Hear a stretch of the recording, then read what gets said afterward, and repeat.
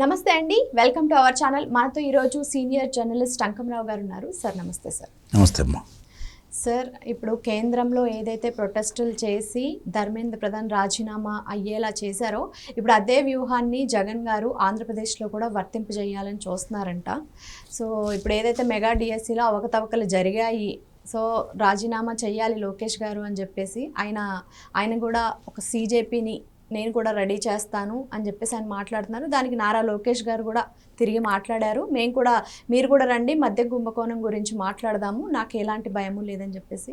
ఇదంతా ఏంటి సార్, దీన్ని ఎలా చూడాలంటారు? ఇప్పుడు కేంద్రం నీటు పరీక్షల్లో అవకతవకలు జరిగాయని చెప్పిన ఒప్పుకొని విద్యాశాఖ మంత్రి చేత రాజీనామా చేయించారు. విద్యాశాఖ మంత్రిగా రాజీనామా చేశారు. ఇక్కడ డిఎస్సి, ఈ డిఎస్సి దాంట్లో గతంలో ఉన్నటువంటి ఇబ్బందులన్నీ న్యాయస్థానంలో తొలగించుకొని 134 రోజుల్లో అటు నిర్వహించేసి 15,941 మంది, అంటే 16,347 మందిని మామూలుగా వాళ్ళు నియమించాలి. కానీ ఈ రిజర్వేషన్లకు సంబంధించి సరైన అభ్యర్థులు రానందువల్ల వాటిని పక్కన పెట్టడం కూడా జరిగింది. గతంలో కంటే కూడా మామూలుగా ఆటగాళ్ళు ఎవరైతే క్రీడాకారులు ఉంటారు కదా, వాళ్ళ కోటా కింద 50% అదనంగా ఇవ్వటం కూడా జరిగింది. అంటే ఇవన్నీ కూడా అంటే గతంలో నాటి మీద 140 మందిని అధ్యాపకులుగా నియమించారు క్రీడాకారుల తరపు నుంచి. అవన్నీ కూడా పారదర్శకంగా జరిగినాయి. 30,000 గ్రీవెన్సెస్ జరిగినాయి ఏదైనా అభ్యంతరాలు ఉంటాయని చెప్పని.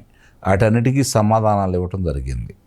ఆ తర్వాత కోన శశిధర్ కావచ్చు, లేదంటే జైన్ గారు కావచ్చు, వీళ్ళు చాలా స్పష్టంగా ఎవరైతే అభ్యర్థులు వాళ్ళు మా నవీన్ అనే అతను, అట్లా మిగిలిన వాళ్ళు కూడా వాళ్ళు ఏదైతే అభియోగాలు మోపారో దానికి సంబంధించినంత వరకు సాక్ష్యాధారాలతోటి స్పష్టంగా వాళ్ళకి ఎందుకు రాలేదు ఏంటని చెప్పడం కూడా జరిగింది.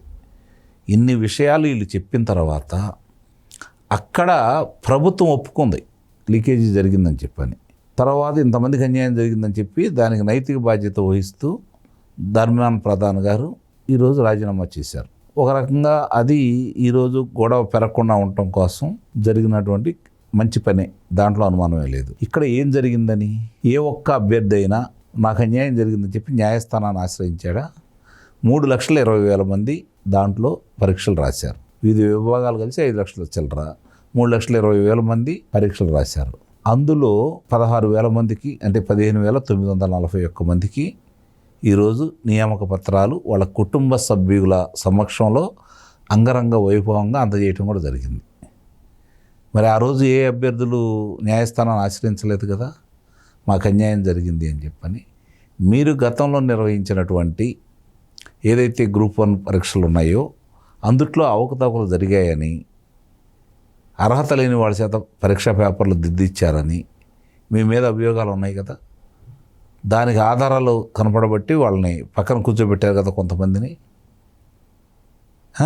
దానికి ఇప్పుడు న్యాయస్థానంలో వాళ్ళు విచారణ ఎదుర్కొంటానే ఉన్నారు కదా.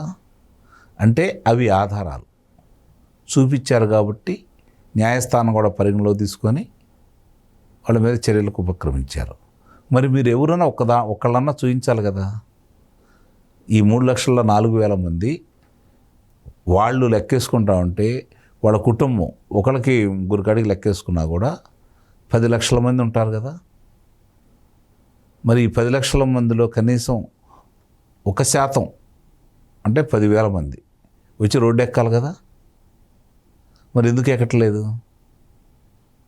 అంటే స్పష్టంగా పారదర్శకంగా జరిగిందనే అభిప్రాయం వాళ్ళకు ఉంది కాబట్టి, వాళ్ళు చదువుకున్న వాళ్ళు కాబట్టి, ఇక్కడ గమనించుకోండి, వాళ్ళు ఉన్నత చదువులు చదువుకున్న వాళ్ళు కాబట్టి, చదువు లేని మూర్ఖులు చెప్పే మాట వాళ్ళకి నమ్మకం లేదు కాబట్టి, వాళ్ళకి వాస్తవాలు తెలుసు కాబట్టి, అందుకని ఈరోజు వాళ్ళు వీళ్ళ మాయలో పట్టలేదు.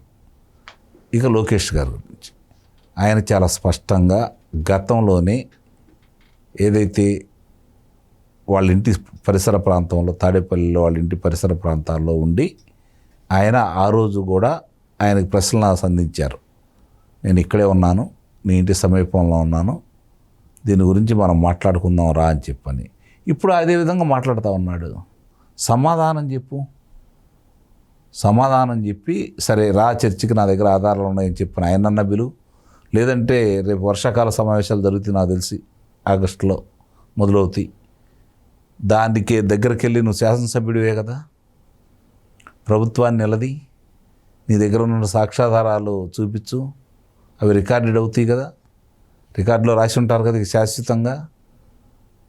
అంటే అక్కడైతే మరి మీరు చెప్పిన ప్రతి మాట కూడా రికార్డుల్లో రికార్డ్ అయ్యి ఉంటుంది కదా, మరి ఆ అవకాశాన్ని వినియోగించుకో.